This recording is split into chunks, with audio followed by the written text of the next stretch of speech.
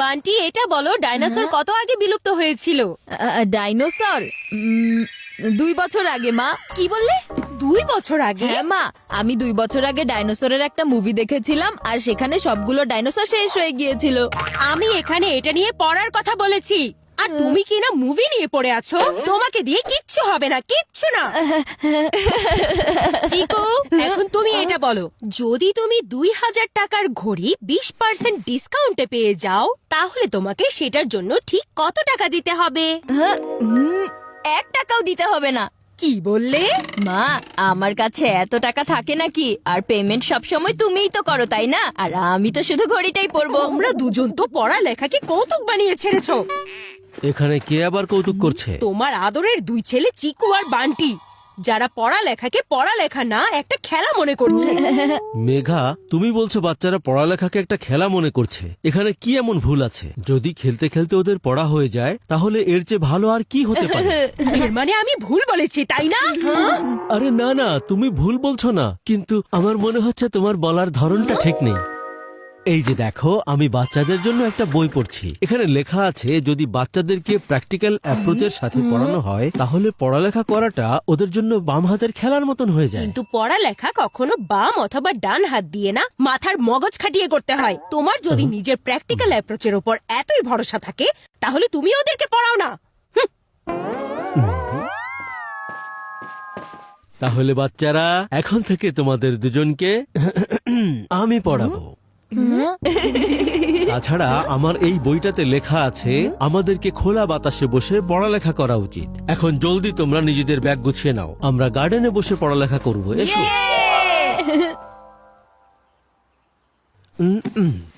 আচ্ছা চলো, সবার আগে ম্যাথ দিয়ে শুরু করি, ওকে? চিকু, ধরে নাও তোমার কাছে এখন 5টি আম আছে, আর বান্টি তোমার কাছেও মনে করো 5টি আম আছে। এখানে আমার কাছে তো কোনো আম নেই, তাহলে কিভাবে ধরে নেব বাবা? বাবা, তুমি তো বলেছিলে তুমি নাকি প্র্যাকটিক্যাল অ্যাপ্রোচ দিয়ে পড়াবে। আমাদের শুধু নামেই না, আসল আম লাগবে বাবা। ওহো, এখনই আসল আম যে কোথা থেকে আনি? আরে ওই যে দেখো না বাবা, একটা আম গাছ। তাই তো, ঠিক আছে।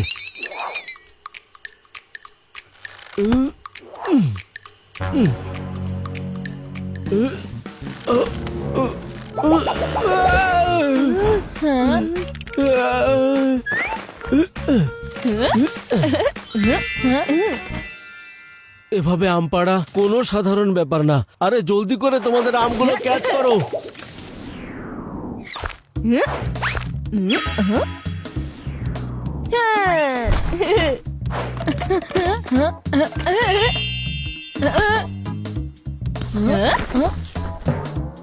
ওফো,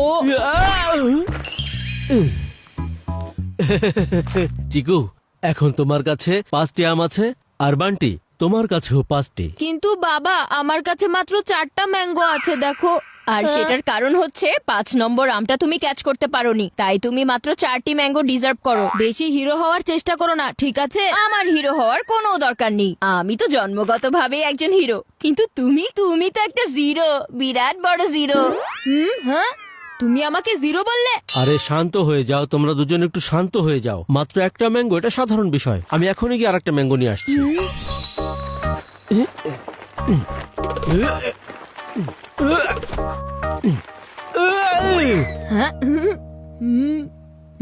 আচ্ছা বান্টি, যদি তুমি তোমার 3টি ম্যাঙ্গো তোমার ভাই চিকুকে দিয়ে দাও, তাহলে তোমার কাছে কত % ম্যাঙ্গো অবশিষ্ট থাকবে? কিন্তু বাবা, ওর কাছে তো আগে থেকেই 5টা ম্যাঙ্গো, তাহলে ওকে আমার ম্যাঙ্গো আমি কেন দিতে যাব বলো?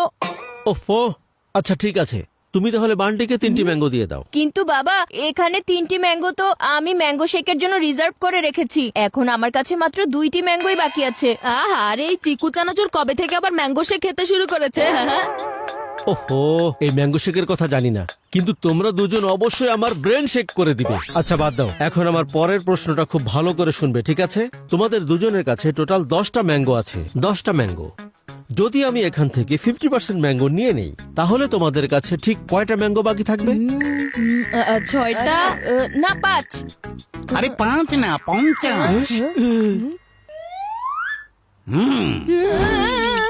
কিন্তু আমি এই গাছ থেকে মাত্র 10টা আম পেড়েছি। আরে আপনি 10টা আম পারতে গিয়ে এখানে যে 40টা আম ঝেড়ে ফেলেছেন সেটার কি হবে? যে আমাকে আমার আমের হিসাব দিতে পারে না আমি তার পুরো দশা খারাপ করে দিই। খারাপ।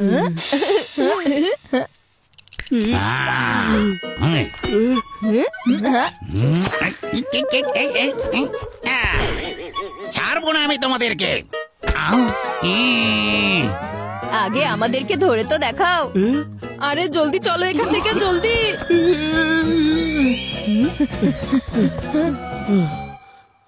ম্যাথের চক্করে পড়ে ম্যারাথন রেস হয়ে গেছে। এখন সায়েন্সের চক্করে একটু ঘোরাঘুরি হয়ে যাক। কিসের ঘোরাঘুরি? মিউজিয়ামে ঘোরাঘুরি, তাহলে প্র্যাকটিক্যালের পড়াটাও হয়ে যাবে, তাই না বাবা? হ্যাঁ, এটাও ঠিক বলেছো।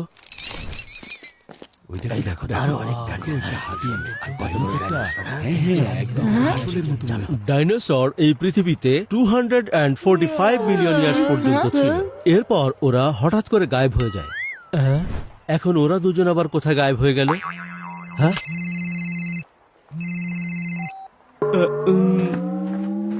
হ্যাঁ মেঘা বলো। তাহলে বলো, কেমন চলছে তোমার প্র্যাকটিক্যাল পড়ালেখা? খুব ভালো চলছে।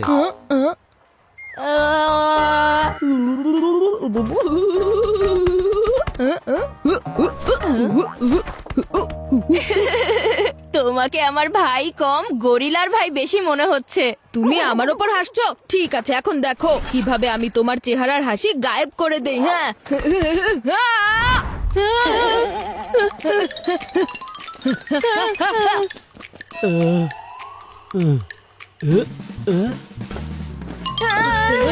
আরে ছেড়ে দাও বান্টি।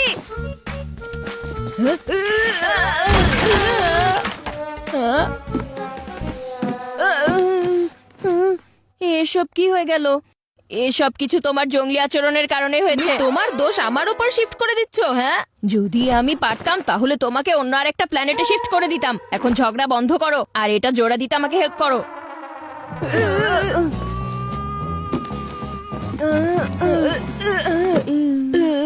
তাহলে তোমরা দুজন এখানে, আর কোথায় কোথায় না খুঁজেছি তোমাদের দুজনকে। হ্যাঁ, তাহলে আমি তোমাদেরকে ডাইনোসরের বিষয়ে বলেছিলাম। ডাইনোসররা টিকটিকির পরিবারের একটা অংশ বলতে পারো তোমরা। কিন্তু তোমরা তো এটাকে গরিলার ফ্যামিলিতে শিফট করে দিয়েছো। এ কথাটা কে বলছে? আমি তো শুধু বলেছি, কিন্তু আপনি এটা কি করেছেন? আরে এটা কে করেছে? আরে এই প্রশ্ন তো আমার আপনাকে করা উচিত। বাবা, এই সময়টা প্রশ্নের উত্তর দেওয়ার জন্য না, এই সময়টা পালানোর জন্য।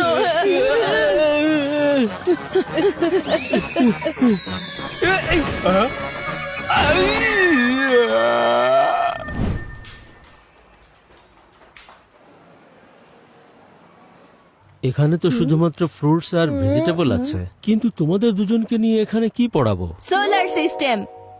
সোলার সিস্টেমের ফ্রুটস আর ভেজিটেবলের সাথে কি যোগসূত্র আছে? বাবা, যেমন আমাদের প্ল্যানেটস গোল গোল হয়, তেমনি অনেক ধরনের ফ্রুটস আর ভেজিটেবল আছে যেগুলো গোল গোল আকারের হয়। বাবা চিকু, সাব্বাস সাব্বাস, গুড আইডিয়া। এখন তোমরা দুজন জলদি করে সব রাউন্ড শেপের ফ্রুটস আর ভেজিটেবল আমার কাছে নিয়ে এসো, ওকে?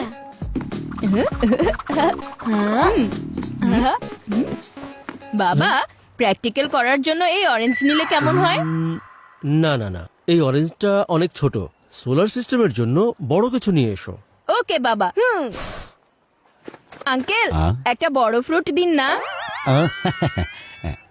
এই ওয়াটারমেলনের থেকে বড় ফ্রুট পাওয়া যাবে না, মজা করে খাও। আরে না না আঙ্কেল, এটা খাওয়ার জন্য নয়, পড়ার জন্য দরকার হবে। কি হলো বান্টি, এবার কি বাজলো তোমার ঘন্টি?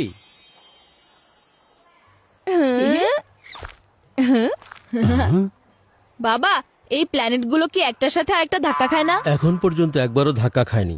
আরো হাজার হাজার বছর পর যখন অনেক তাপমাত্রা বেড়ে যাবে, তখন এরা একে অন্যের সাথে ধাক্কা খেতে পারে। বাবা, এটা একটু প্র্যাকটিক্যাল করে আমাদের বোঝাও না প্লিজ। এর মানে? এর মানে হলো এই প্ল্যানেটগুলো একে অন্যের সাথে কিভাবে ধাক্কা খেতে পারে সেটা বুঝিয়ে বলো না। এখন এটা কিভাবে বুঝিয়ে বলবো? একটু দাঁড়াও বাবা, আমি তোমাকে এ ব্যাপারে হেল্প করছি। হ্যাঁ, হ্যাঁ।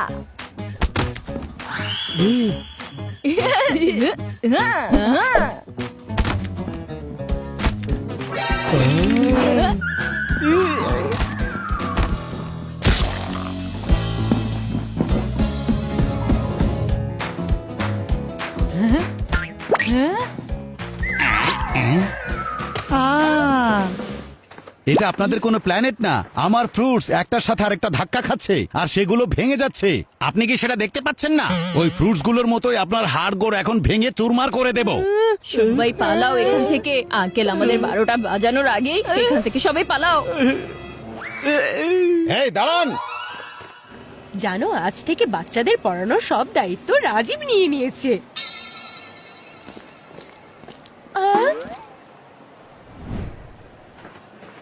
এই বইটা, হ্যাঁ এই বইটা পড়ার পরে রাজীব বাচ্চাদেরকে পড়ানো শুরু করে দিয়েছে। আমি তো বলতে চাই, গীতা তুমিও এই বইটা কিনে ফেলো। এই বইটা একদম কিনবে না গীতা, একদম না। আরে এই বইয়ের চক্করে পড়ে আমার 12টা বেজে গেছে। রাজীব তুমি, আরে তুমি এখানে কি করছো? আরে এটা অনেক লম্বা কাহিনী মেঘা, অবসরটা আমি তোমাকে শোনাবো।